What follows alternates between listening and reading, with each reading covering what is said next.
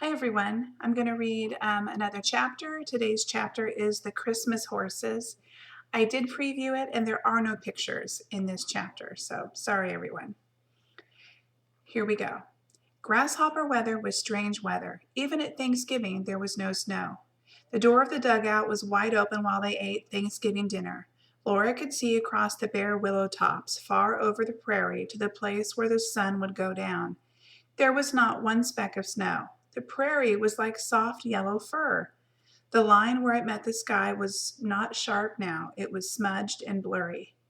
Grasshopper weather, Laura thought to herself. She thought of grasshoppers' long folded wings and their high-jointed hind legs.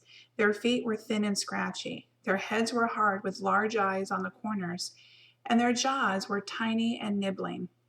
If you caught a grasshopper and held him and gently poked a green blade of grass into his jaws, they nibbled it fast. They swiftly nibbled in the whole grass blade till the tip of it went into them and was gone. Thanksgiving dinner was good. Pa had shot a wild goose for it. Ma had to stew the goose because there was no fireplace and no oven in the little stove. But she made dumplings in the gravy. There were corn dodgers and mashed potatoes. There were butter and milk and stewed dried plums, and 3 grains of parched corn lay beside each tin plate. At the first Thanksgiving dinner, the poor pilgrims had nothing to eat but 3 parched grains of corn.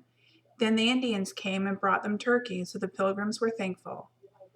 Now, after they had eaten their good big Thanksgiving dinner, Laura and Mary could eat their grains of corn and remember the pilgrims. Parched corn was good. It crackled and crunched. Its taste was sweet and brown.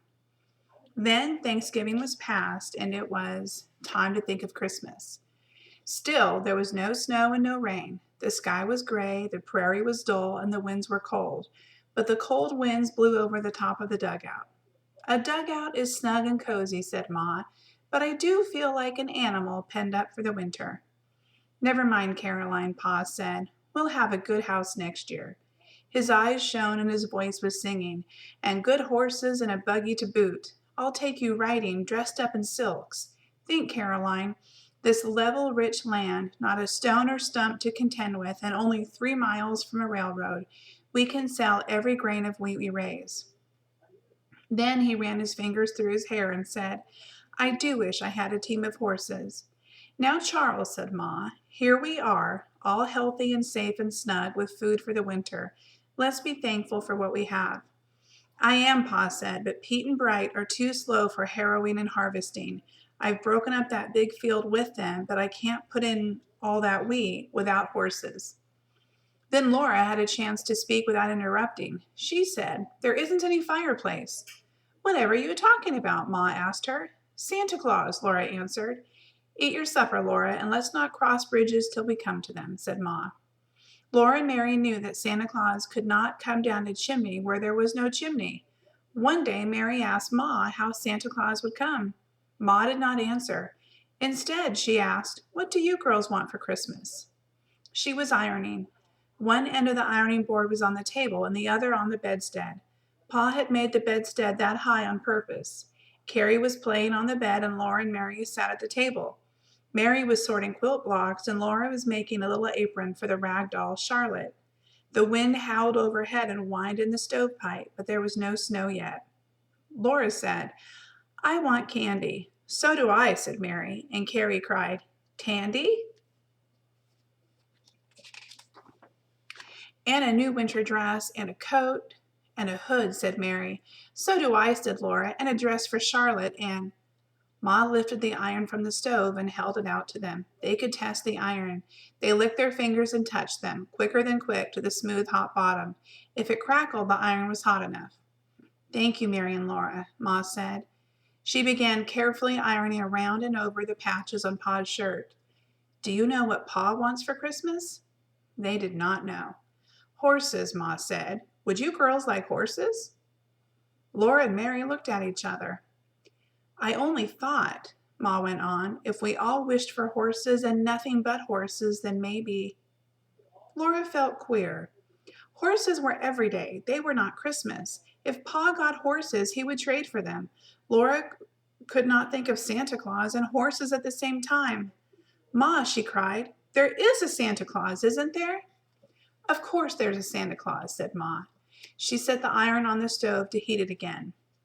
The older you are, the more you know about Santa Claus, she said. You are so big now, you know he's more than just one man. You know he's everywhere on Christmas Eve. He's in the big woods and in Indian Territory and far away in New York State and here. He comes down all the chimneys at the same time. You know that, don't you? Yes, Ma, said Mary and Laura. I guess he is like angels, Mary said slowly, and Laura could see that just as well as Ma could. Then Ma told them something else about Santa Claus. He was everywhere, and besides that, he was all the time. Whenever anyone was unselfish, that was Santa Claus. Christmas Eve was the time when everybody was unselfish. On that one night, Santa Claus was everywhere because everybody all together stopped being selfish and wanted other people to be happy. And in the morning, you saw what that had done. If everybody wanted everybody else to be happy all the time, then would it be Christmas all the time? Laura asked, and Ma said, yes, Laura. Laura thought about that. So did Mary. They thought and they looked at each other and they knew what Ma wanted them to do. She wanted them to wish for nothing but horses for Pa. They looked at each other again and they looked away quickly and they did not say anything. Even Mary, who was always so good, did not say a word. That night after supper, Pa drew Laura and Mary close to him in the crook of his arms. Laura looked up at his face and then she snuggled against him and said, Pa? What is it? Little half pint of sweet cider, Pa asked, and Laura said, Pa, I want Santa Claus to bring. What? Pa asked. Horses, said Laura, if you will let me ride them sometimes. So do I, said Mary, but Laura had said it first. Pa was surprised. His eyes shone soft and bright at them. Would you girls really like horses? He asked them. Oh, yes, Pa, they said.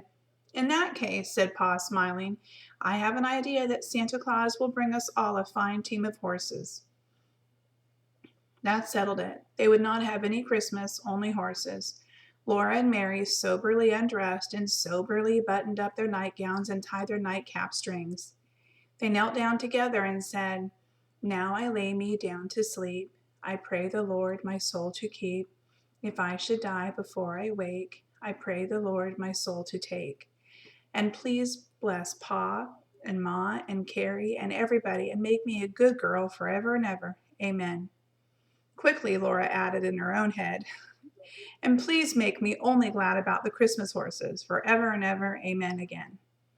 She climbed into bed and almost right away she was glad.